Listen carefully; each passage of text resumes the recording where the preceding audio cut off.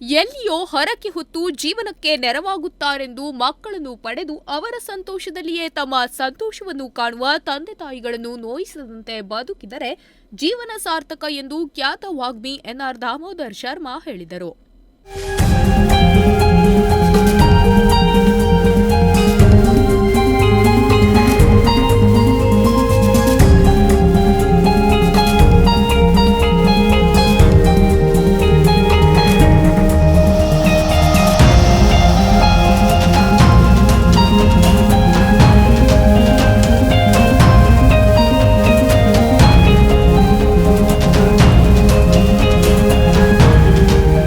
ಮಂಗಳೂರಿನ ವಿಧಾತ್ರಿ ಅಕಾಡೆಮಿ ಸಹಯೋಗದೊಂದಿಗೆ ಕೊಮಟಾದ ಕೊಂಕಣ ಎಜುಕೇಷನ್ ಟ್ರಸ್ಟ್ನಲ್ಲಿ ನಡೆಯುತ್ತಿರುವ ಬಿಕೆ ಭಂಡಾರ್ಕರ್ ಸರಸ್ವತಿ ಪದವಿ ಪೂರ್ವ ಕಾಲೇಜಿನಲ್ಲಿ ಪ್ರಥಮ ಪಿಯುಸಿ ವಿದ್ಯಾರ್ಥಿಗಳಿಗಾಗಿ ಶನಿವಾರ ನಡೆದ ಸಂಸ್ಕಾರಧಾರೆ ಕಾರ್ಯಕ್ರಮದಲ್ಲಿ ದಾಮೋದರ್ ಶರ್ಮಾ ಅವರು ಮಾತಾಪಿತೃ ಪೂಜನ ಹಾಗೂ ಗುರುನಮನ ಕಾರ್ಯಕ್ರಮವನ್ನು ನಡೆಸಿಕೊಡುತ್ತಾ ವಿದ್ಯಾರ್ಥಿಗಳಿಗೆ ಮಾರ್ಗದರ್ಶನ ಮಾಡಿದರು. ಮಾತಾಪಿತೃ ಪೂಜನದಲ್ಲಿ ದಾಮೋದರ್ ಶರ್ಮರ ಮಾತುಗಳಿಗೆ ಕಣ್ಣೀರ ಧಾರೆಯ ಸ್ಪಂದನ ಸಿಕ್ಕಿತು. ಭಾವಪರವಶರಾದ ಸ್ತೋತೃಗಳು ಕಣ್ಣೀರು ಸುರಿಸುತ್ತಾ ನಿಂತ ದೃಶ್ಯಗಳು ಕಂಡುಬಂತು. ವಿದ್ಯಾರ್ಥಿಗಳು ತಮ್ಮ ತಂದೆ ತಾಯಿ ಹಾಗೂ ಗುರುಗಳನ್ನು ಪೂಜಿಸುವುದರ ಮಹತ್ವದ ಕುರಿತು ಉಪನ್ಯಾಸ ಜರುಗಿತು. ಈ ವೇಳೆ ವಿದ್ಯಾರ್ಥಿಗಳು ತಮ್ಮ ಮಾತಾಪಿತೃಗಳ ಪೂಜೆಗೈದರು. ಈ ವೇಳೆ ತೀವ್ರ ಭಾವುಕರಾದ ಸನ್ನಿವೇಶದಲ್ಲಿ ನೆರೆದವರು ಕಣ್ಣಾಲಿಗಳು ತೇವಗೊಂಡವು.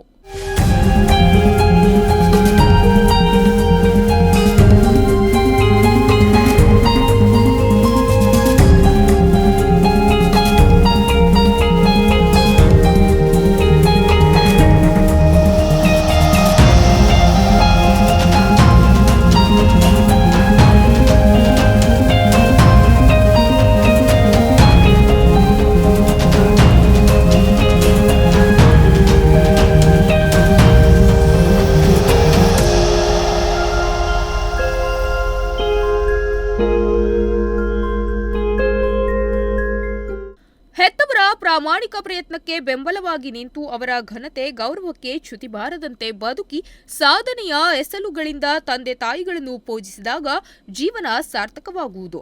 ವಿದ್ಯಾರ್ಥಿಗಳಲ್ಲಿ ಸಂಸ್ಕಾರಯುತ ವ್ಯಕ್ತಿತ್ವ ಮೈಗೂಡಿಸುವ ದೇಶದ ಸಂಸ್ಕೃತಿಯನ್ನು ಬಿತ್ತರಿಸುವಂತಹ ಕಾರ್ಯಕ್ರಮದ ಮೂಲಕ ಭವ್ಯ ಭಾರತಕ್ಕೆ ವಿಧಾತ್ರಿ ಅಕಾಡೆಮಿ ಕೊಂಕಣ ಎಜುಕೇಷನ್ ವಿದ್ಯಾಸಂಸ್ಥೆ ಮಹತ್ತರವಾದ ಕೊಡುಗೆ ನೀಡುತ್ತಿದೆ. ರಾಷ್ಟ್ರ ನಿರ್ಮಾಣ ಕೈಂಕರ್ಯ ಮಂದಿರವಿದು ಎಂದು ರಾಷ್ಟ್ರ ಸೇವೆಯ ಜವಾಬ್ದಾರಿ ಹೊತ್ತು ಸಂಸ್ಥೆ ನಿಜಕ್ಕೂ ಸಮಾಜಕ್ಕೆ ಮಾದರಿ ಎಂದು ದಾಮೋದರ್ ಶರ್ಮಾ ಅವರು ಪ್ರಶಂಸಿಸಿದರು.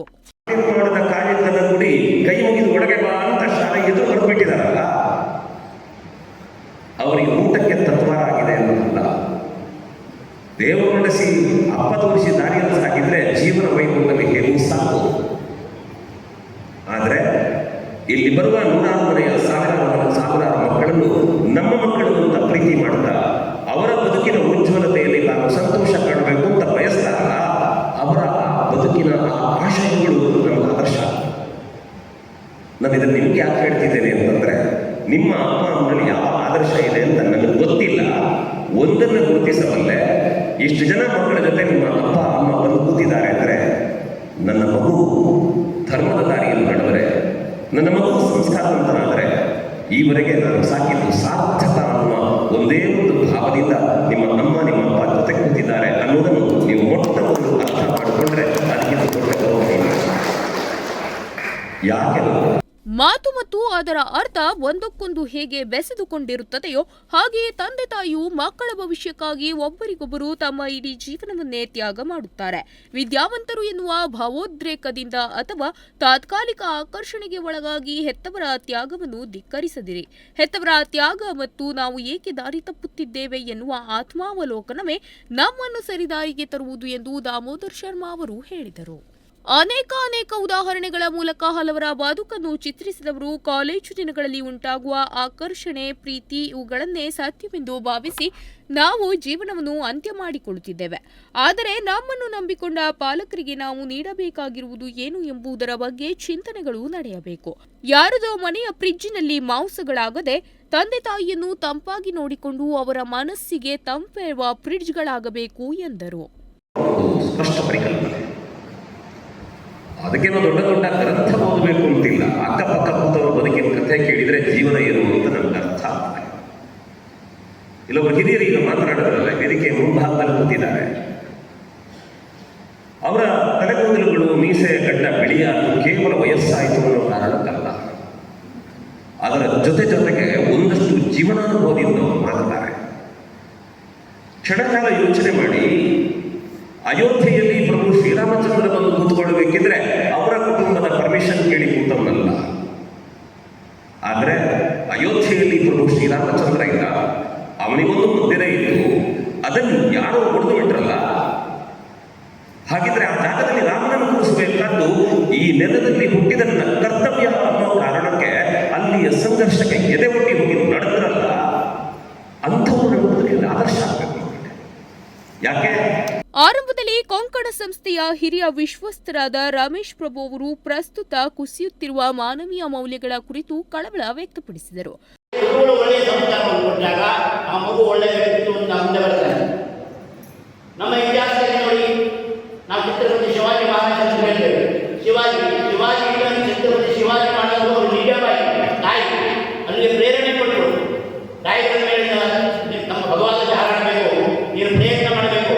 ಎಲ್ಲ ವಿಪರೀತ ಪರಿಸ್ಥಿತಿಗಳಿಗೂ ಕೂಡ ಶಿವಾಜಿ ಮಾಡಿದ. ಯಾಕೆ? ತಾಯಿಯ ಪ್ರೇರಣೆ, ಸಮರ್ಥ ರಾಮದಾಸರ ಮಾರ್ಗದರ್ಶನ. ವಿವೇಕಾನಂದರು ಇಡೀ ಜಗತ್ತಿನಲ್ಲಿ ಹಿಡಿದ ಸನ್ಯಾಸಿಯಾಗಿ ಇವತ್ತು ಕೂಡ ನಾವು ನೆನೆಸ್ಕೊಳ್ತೇವೆ. ಪ್ರೇರಣೆ ಕೊಟ್ಟಿದ್ದಾರೆ ಅವರ ತಾಯಿ ಭುವನೇಶ್ವರಿ ದೇವಿ. ಅವನಂತಕ್ಕೆ ನಾವು ಮೊದಲು ಜಟ್ಕ ಗಾಡಿ ನಾನು ಹೊಡಿತೇನೆ ಅಂತ ಹೇಳಿದಾಗ ಅವರ ತಂದೆ ಕೋಪ ಬರ್ತದೆ. ಆ ತಾಯಿಯನ್ನು ಸಮಾಧಾನ ಮಾಡಿ ಭಗವದ್ಗೀತೆ ಶ್ರೀಕೃಷ್ಣನ ಫೋಟೋವನ್ನು ಕಟ್ಟಿ ಜಟ್ಕ ಹೊಡಿ, ಅದು ಹಾಕದ ಭಗವಂತ ಕೃಷ್ಣನಂತೆ ಈ ದೇಶಕ್ಕೆ ಜಗತ್ತಿಗೆ ಧರ್ಮದ ಪ್ರಸಾರ ಮಾಡುವಂತ ಗಾಡಿ ಹೊಡೆಯುವಂತ ಹೇಳುವಂತ ನೇರನ್ನು ಕೊಟ್ಟರು. ಪ್ರಾಚಾರ್ಯ ಕಿರಣ್ ಭಟ್ ಹುತ್ಕಾರ್ ಸ್ವಾಗತ ಗೈದರು. ವೇದಿಕೆಯಲ್ಲಿ ವಿಧಾತ್ರಿ ಅಕಾಡೆಮಿ ಸಹ ಸಂಸ್ಥಾಪಕ ಗುರುರಾಜ್ ಶೆಟ್ಟಿಯವರು, ಕೊಂಕಣದ ವಿಶ್ವಸ್ತರಾದ ಡಿಡಿ ಕಾಮತ್ ಉಪಸ್ಥಿತರಿದ್ದರು. ಉಪನ್ಯಾಸಕ ಕಾಗಲ್ ಚಿದಾನಂದ್ ಭಂಡಾರಿ ವಂದಿಸಿದರು. ಗಣೇಶ್ ಜೋಶಿ ಸಂಕೊಳ್ಳಿ ಕಾರ್ಯಕ್ರಮ ನಿರೂಪಿಸಿದರು. Nudisiri news desk Honnavar.